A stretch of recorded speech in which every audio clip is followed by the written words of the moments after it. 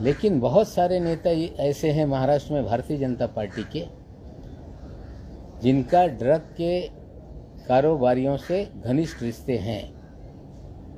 आज सभी नामों की चर्चा नहीं होगी, लेकिन मैं आपको बता दूं कि एक व्यक्ति है जयदीप राणा। मैंने अपने ट्विटर पे उसका फोटो डाला है और आज मुंबई तक जो इंडिया टुडे ग्रुप का एक मराठी का वेब चैनल है उस पे भी खबर आई है। एक वर्मा नाम के व्यक्ति ने सारी जानकारी उसमें रखी है।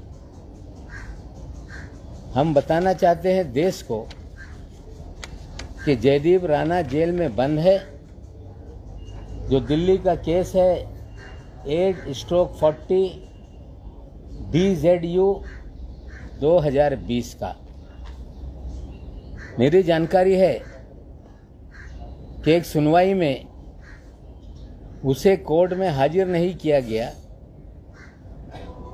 जिसमें दिल्ली के NCB के जोनल यूनिट ने कहा कि वो जेल में है और जानकारी ऐसी है कि वे साबरमती जेल में हैं।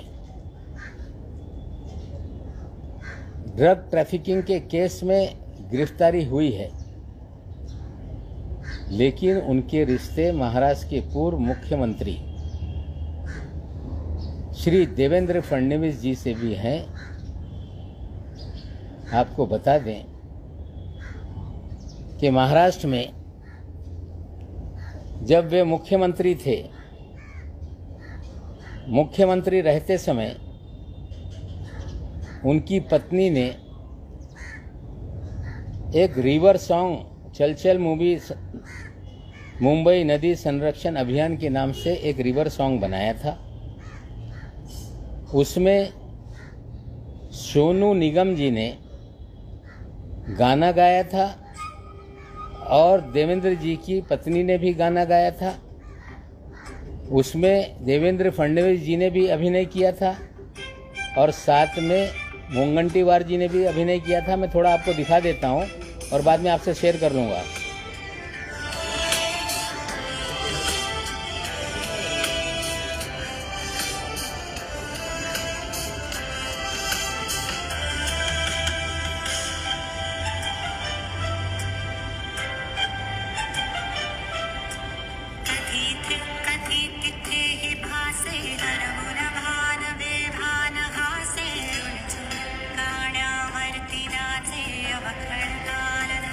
मैं शेयर कर दूंगा, आप बाद में देख लीजिएगा।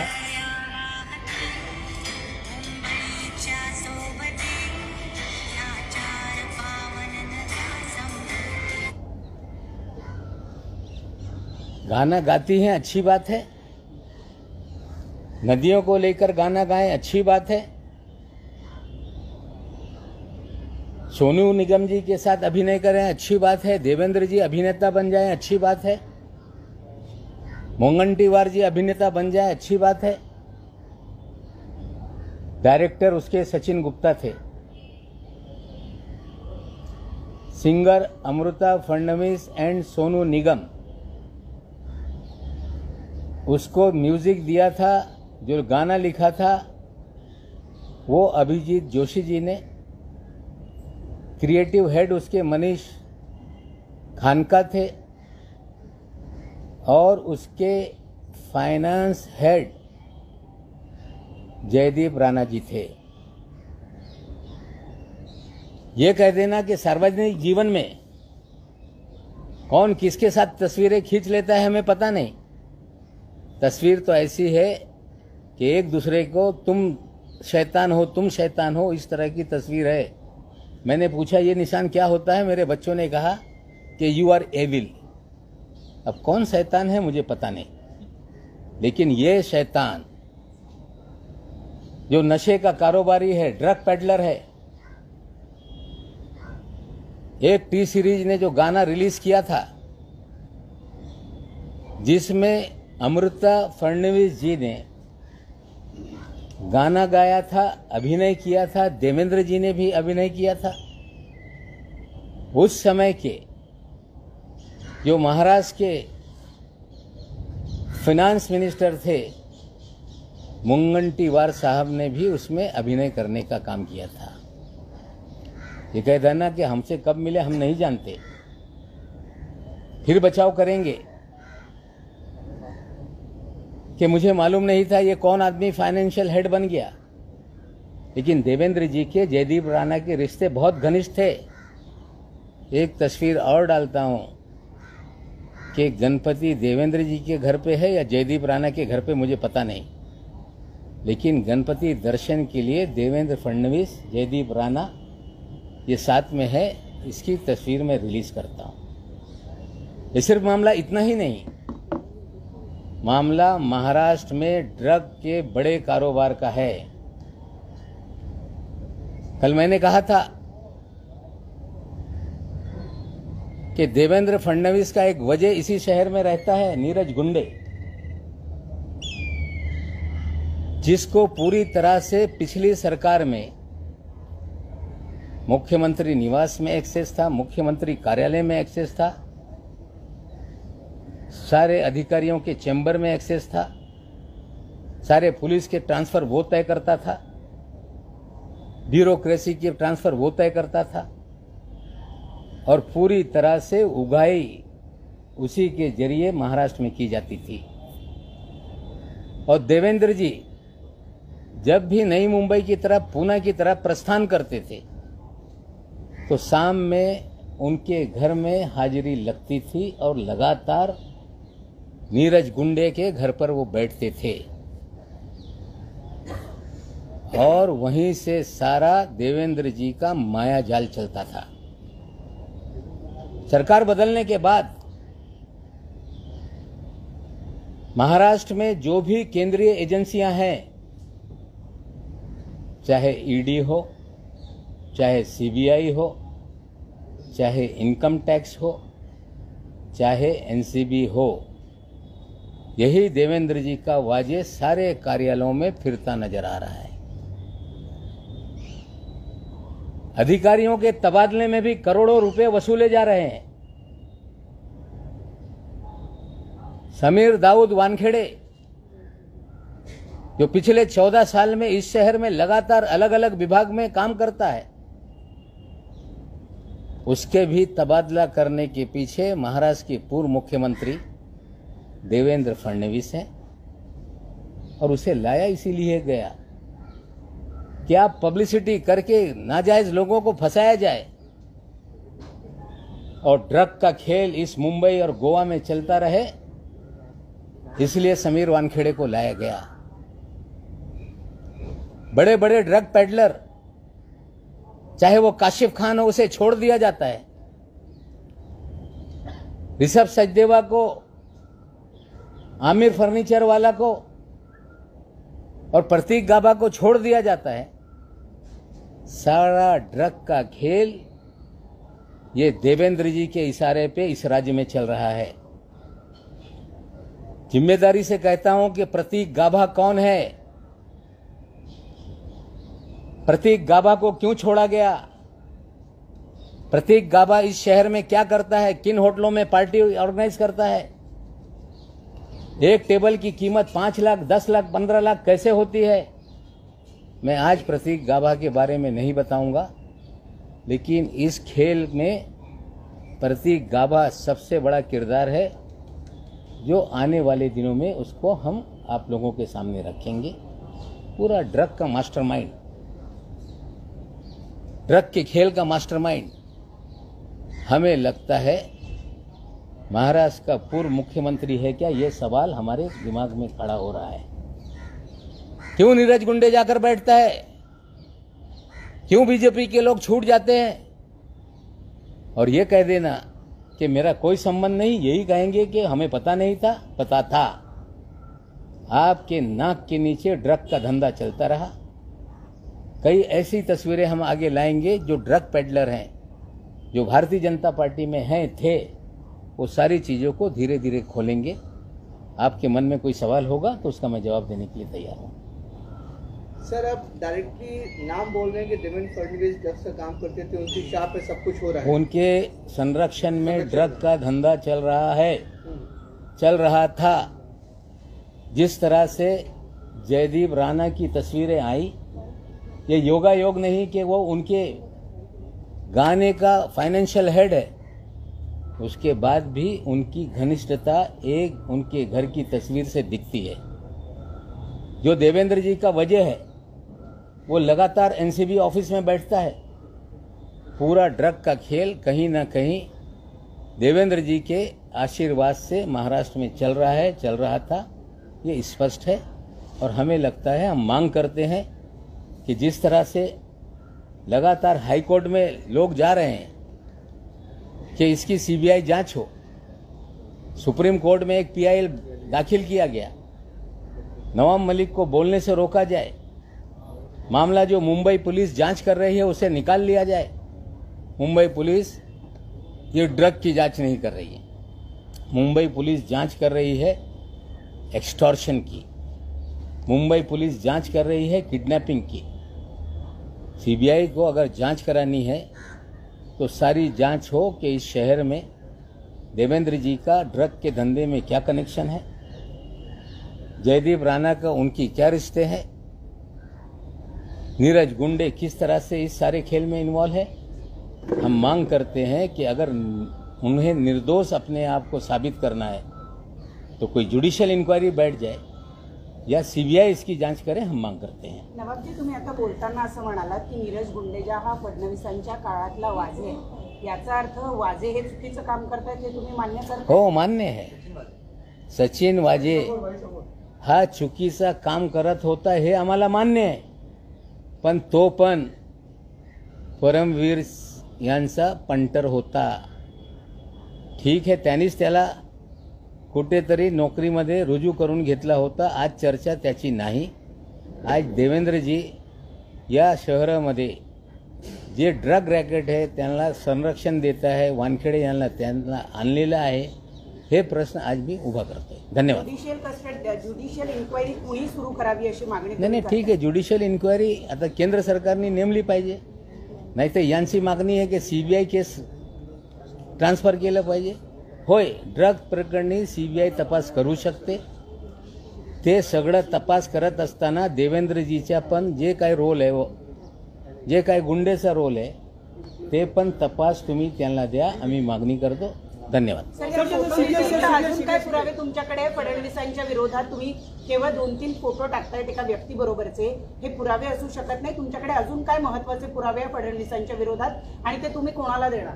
असं आहे, पुरावे मी देत नाही, पुरावा त्या गाण्याचा फंडर हा जयदीप राय आहे। जर तुमच्या एका फिल्मचा फंडर हा ड्रग पेडलर असेल, याच्यापेक्षा जास्त पुराव्याची गरज नाही।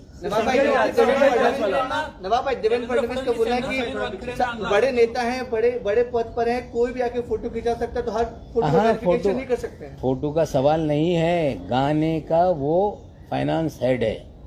हम कहाँ फोटो पे सवाल उठा रहे हैं? फोटो तो किसी के साथ किसी भी की आ सकती है, ये फोटो पे सवाल नहीं, उस गाने के फंडिंग पे सवाल है, फोटो पे हम सवाल नहीं खड़ा कर रहे। देवेंद्र फडणवीस यांना समीर वानखेडेंना आणलं असं तुमचं म्हणणं आहे का? तुम्ही बोलताना तसं बोलला? नाही, निश्चित रूपाने त्यांनी अर्ज केला, त्याची बदली करण्यात आली। येऊन महाराष्ट्राला बदनाम करायचा, आघाडी सरकारला बदनाम करायचा, फिल्मवाल्यांना कुठेतरी टार्गेट करून पब्लिसिटी घ्यायची, आणि हे पब्लिसिटी होत असताना जे मोठे मोठे ड्रग माफिया आहेत त्यांना संरक्षण द्यायचं आहे।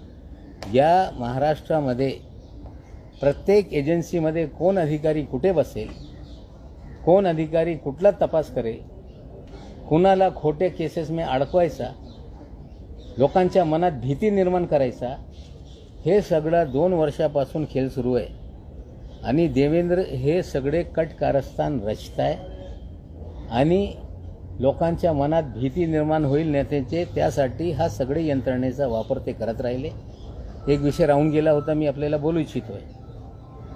किरीट सोमय्या यांनी काल पवार साहेबांच्या बाबतीत काही एकरी भाषेमध्ये शब्दांचा उच्चार केला। त्यांनी प्रश्न निर्माण केला. ठीक आहे, आरोप करताना मुंडे साहेब हयाती असताना हे आरोप होत राहिले. त्यानंतर महाराष्ट्रामध्ये 5 वर्ष त्यांच्या सरकार आला. त्यानंतर अटल बिहारी वाजपेयी साहेबांच्या सरकार आला. 7 वर्ष मोदी साहेबांच्या सरकार आहे. 5 वर्ष देवेंद्रजीचं सरकार होता. हे आरोप करत असताना त्या काळामध्ये संरक्षण मंत्री असताना रमेश दुबे साहेब हे मंत्री होते. त्यांच्यासोबत बनारसमधून काही लोक विमानात आले होते आणि त्यांच्यावर जे काही होता त्या काळामध्ये कारवाई झाली. पण त्याच्यात आणखीन एक व्यक्ती होता, त्याचं नाव तो मुंबईमध्ये अंधेरीचा नगरसेवक होता, पुरुषोत्तम सोलंकी. त्यांच्यावर पण गुन्हा त्या काळात दाखल करण्यात आला, ताळा लावण्यात आला. नंतर ते गुजरातला भावनगरला शिफ्ट झाले, अपक्ष आमदार म्हणून निवडून आले. त्यांच्या छोटा शकीलशी दाऊदशी कनेक्शन होता. मी किरीटजी आपल्याला विचारू इच्छितो, माहिती घ्या.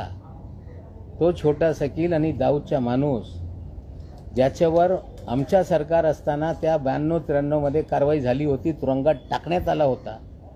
नंतर मुंबई सोडून ते गुजरातला शिफ्ट झाले, भावनगरमधून आमदार झाले आणि मोदी साहेबांनी स्वतःच्या मंत्रिमंडळामध्ये 10 वर्ष त्यांना मंत्री ठेवलं होता.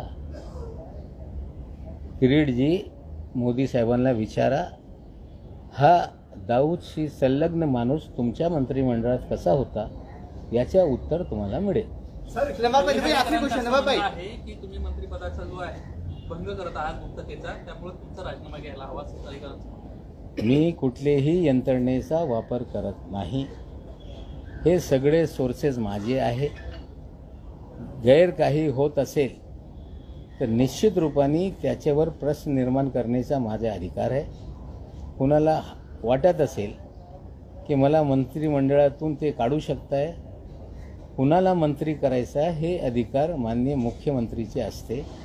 भाजपवाल्यांचा अधिकार नाही कुणा मंत्री करायचा कुणा काढायचा. त्यांनी जरा नियम वाचून बघावा. जवाब भाई, बीजेपी देवेंद्र फडणवीस ने बड़ा एलिगेशन लगाया है आपने, इसका मोटिव क्या हो सकता है? आप बोले कि 1.5-2 साल से वो पूरे ऑफिस में मोटिव क्या है? ड्रग का धंधे से पैसे कमाना, ड्रग के धरने से बड़े पैमाने पे उगाही करना. कौन कमा रहा है? कहीं ना कहीं अगर वो प्रोटेक्शन दे रहे हैं तो उनको कुछ ना कुछ तो मिल रहा होगा. सर, जयदीप राणा तो जेल में है, तो फिर कैसे बीजेपी के साथ आप संबंध होने की बात कह रहे हैं? अरे भाई, आपको फिर आप देख लो ना गाना, नदी वाला गाना जो आप देखेंगे, जिसमें अमृता फडणवीस मैडम ये गाना गा रही हैं, सोनू निगम ने गाना गाया है, देवेंद्र फडणवीस उसमें अभिनय कर रहे हैं, मुनगंटीवार उसमें अभिनय कर रहे हैं. उसकी डिटेल आप देखेंगे तो उसमें फाइनेंस हेड ये जयदीप राणा है. सर, दाऊद कनेक्शन आपने बोला, से हिंदी में बता सकते हैं कि क्या कनेक्शन है दाऊद का अंडरवर्ल्ड का हिंदी में? देखिए, किरीट सोमैया जी पवार साहब को लेके बदतमीजी उन्होंने की और भाषा का जिस तरह का उपयोग किया ये शोभनीय नहीं है. उन्होंने बनारस से एक जहाज में, जो पूर्व हमारे मंत्री हैं रमेश दुबे जी, अंधेरी से वो जीते थे, उसी क्षेत्र के 2 लोग मुंबई आए थे, जिसको लेके शोर मचा कि दाऊद के लोग पवार साहब के जहाज में आए. झूठी अफवाहें फैलाई गई और कहीं ना कहीं पूरी तरह से पवार साहब का जो इमेज है उसे मलाइन करने का काम बीजेपी ने उस समय 92-93 से शुरू किया था और 95 में उनकी सरकार आ गई. लेकिन 5 साल सरकार रहते हुए कोई भी चीज़ उसमें सामने नहीं आई. अटल जी की सरकार रही, फिर 5 साल देवेंद्र जी की सरकार रही, 7 साल से मोदी जी की सरकार है, जो झूठे बातें फैलाई गई थी, जिसको लेके कोई तथ्य नहीं था, आरोप लगाते रहे, लेकिन कोई भी चीज़ें सामने नहीं आई. लेकिन शायद किरीट सोमैया जी को पता नहीं कि उसी समय कांग्रेस के एक नगर सेवक थे जिनका नाम था पुरुषोत्तम सोलंकी.